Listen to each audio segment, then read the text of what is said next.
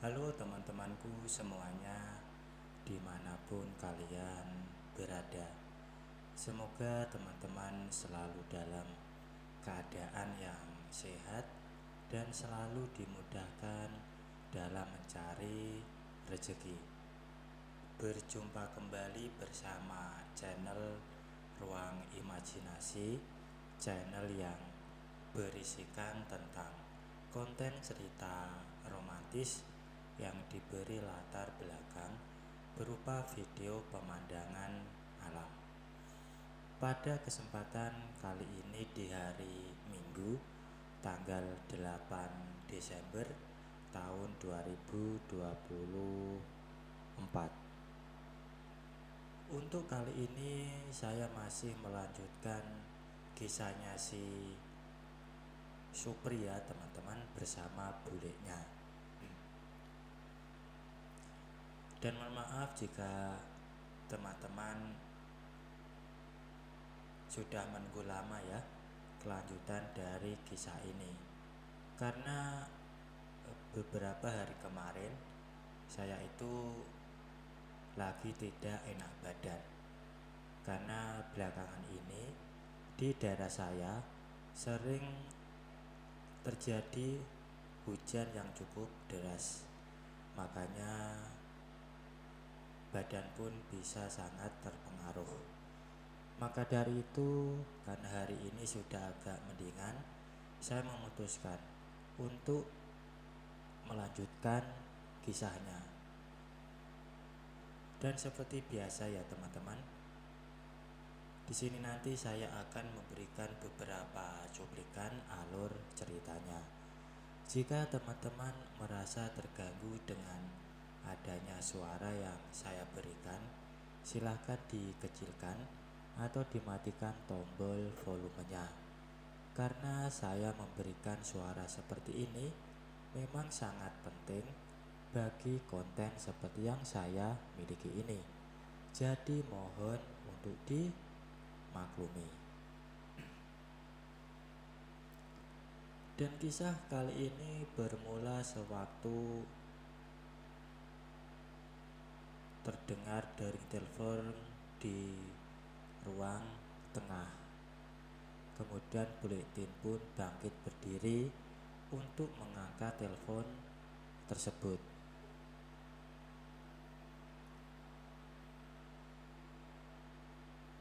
Di ruang tengah tampak bulenya berdiri di dekat kursi sambil menerima telepon. Dan memang tampaknya telepon tersebut penting. Terlihat dari wajah Buletin yang serius. Jawaban-jawaban singkat keluar dari bulenya ketika menjawab telepon tersebut. Dia melirik ke arah Supri sebentar, lalu mengisyaratkan agar Supri jangan bertanya terlebih dahulu. Supri pun terdiam sambil memperhatikan bulenya tersebut.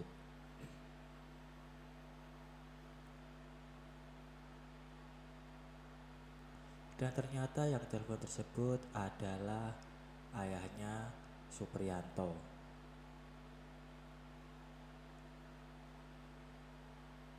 Ia memberitahu bahwasanya besok sore akan datang adik bapaknya itu, Bule Lasmi, dengan kedua putri kembarnya.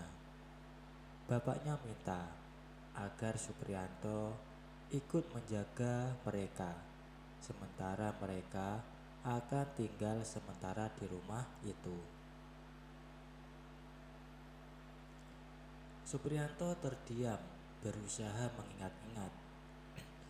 Bule Lasmi adalah adik bapaknya yang tinggal di Jakarta, menikah dengan orang Amerika, dan mempunyai kedua putri kembar yang kira-kira seumuran dengan dirinya. Bule Lasmi mungkin berumur sekitar 36 tahun dan putri kembarnya seumuran dengan dirinya. Mereka bernama Sinta dan Yasmin. Sudah lama Bule Lasmi sekeluarga berada di Jakarta dan jarang sekali berhubungan dengan keluarga lainnya dikarenakan kesibukan suaminya yang sering keluar negeri untuk berbisnis. Maka dari itu, Supriyanto juga sudah lama tidak pernah ketemu dengannya dan kedua putrinya. Bapaknya pun meneruskan ceritanya, jika sebenarnya Bule Lasmi sudah bercerai beberapa bulan yang lalu, dikarenakan suaminya nikah lagi dengan wanita lain dan kembali ke Amerika. Hanya saja Bule Lasmi baru berani bercerita kepada bapaknya kemarin, karena dia sudah tidak bekerja dan tabungannya sudah menipis. Kedua putri kembarnya pun batal untuk masuk universitas karena perceraian kedua orang tuanya. Akhirnya dengan terpaksa Bule Lasmi memohon kepada Bapak Supriyanto agar bisa diperbolehkan tinggal bersama Bule Tin untuk sementara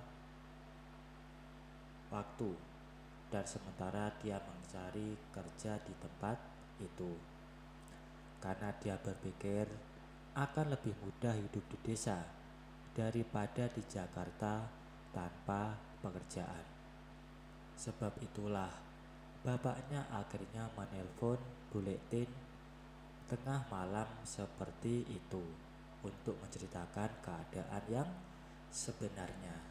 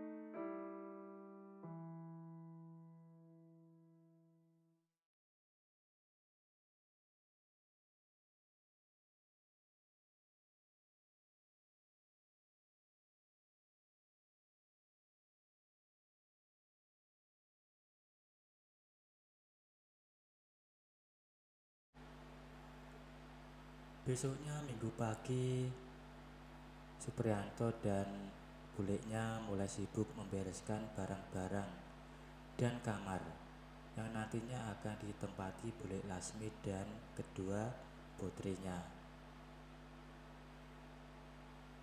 Kamar Supriyanto akhirnya dirombak dan diatur sedemikian rupa supaya muat ditempati 3 orang. Ia sendiri pindah ke ruangan buletin. Menjelang pukul 2 siang, baru semuanya beres dan siap. Mereka akan datang kira-kira pukul 5 sore. Jadi masih ada waktu bagi mereka berdua untuk berbenah diri. Beberapa saat kemudian, mereka bersiap-siap menyambut kedatangan Bule Lasmi dan kedua putri kembarnya. Jam menunjukkan pukul 5:30 ketika sebuah taksi berhenti di rumah Buletin. Supri dan Buletin bergegas menuju ke depan rumah untuk melihat siapakah yang datang. Seorang wanita keluar, disusul dengan kedua cewek kembar yang jelas-jelas menunjukkan pasti itu Bule Lasmi dan kedua putrinya. Bule Lasmi tampak cantik dengan setelan blazer coklat mudanya, dan kedua putri kembarnya, mereka bagaikan pemain-pemain sinetron blasteran yang sering ia lihat di TV. Kedua putrinya sangat cantik dan anggun, perpaduan antara Indo bule. Mereka sama-sama berambut panjang kecoklatan, berhidung mancung dan berkulit putih. Sesaat Supriyanto terpana seperti melihat dua bidadari turun dari langit. Supriyanto pun dan Buletin buru-buru menghampiri mereka. Lalu tampaklah adegan melepas kangen kedua bulenya serta kedua putrinya.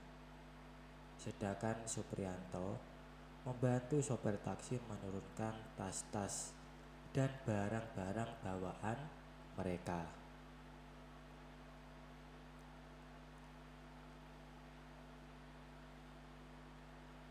Setelah semuanya berada di dalam rumah dan sopir taksi beranjak pergi, setelah menerima ongkos plus tip yang diberikan oleh Bule Lasmi, barulah Supriyanto bisa bersalaman dengan kedua putrinya.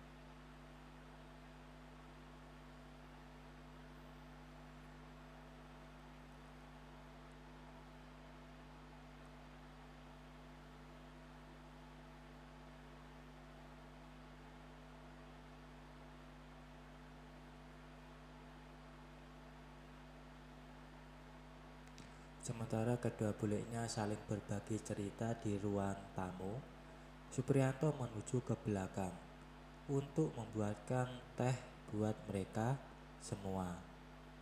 Di tengah ia mengaduk-ngaduk minuman yang akan ia siapkan, salah satu cewek masuk ke dapur sambil melihat-lihat sekeliling ruangan itu dengan mengernyitkan dahinya.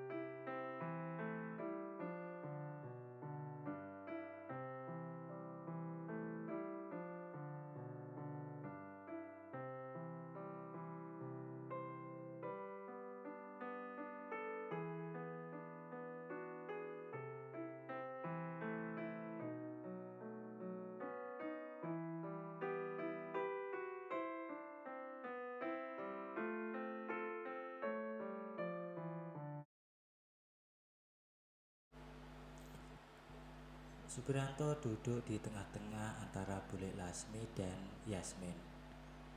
Mereka sambil bercerita mengenai kehidupannya di Jakarta. Sementara Supriyanto mencuri-curi pandang kepada Yasmin yang banyak diam dan hanya memainkan jari-jari tangannya saja. Supriyanto berharap semoga Yasmin tidak seperti kakaknya yang egois itu. Diam-diam Supriyanto memperhatikan Bule Lasmi yang memang terlihat ramping dan cantik. Wajahnya tampak anggun, sementara secara keseluruhan tidak menampakkan ia sudah mempunyai putri yang sudah beranjak dewasa. Ia jadi malu sendiri. Beberapa hari kemudian, Supriyanto sudah bisa membedakan yang mana Yasmin dan yang mana Sinta. Walaupun mereka kembar, tetapi sifat mereka bagaikan bumi dan langit. Sinta agak tomboy, egois, malas, dan seambrek sifat jelek lainnya. Sedangkan Yasmin anaknya diam, rajin, pembawaannya halus, dan tidak banyak omong. Beberapa kali Supriyanto cekcok dengan Sinta, dan Yasminlah yang menengahi, bahkan lebih sering membela Supriyanto daripada saudarinya tersebut. Kedua cewek cantik itu memang membuat Supriyanto benar-benar membuatnya merasa gemas. Baik teman-teman, mungkin untuk cuplikan ceritanya saya akhiri sampai di sini. Kalau ada salah pengucapan maupun penulisan, saya minta maaf yang sebesar-besarnya. Semoga teman-teman dapat terhibur dengan cerita yang kali ini saya sajikan, dan nantikan kelanjutan ceritanya hanya di lain kesempatan. Saya ucapkan selamat beraktivitas ya, dan terima kasih.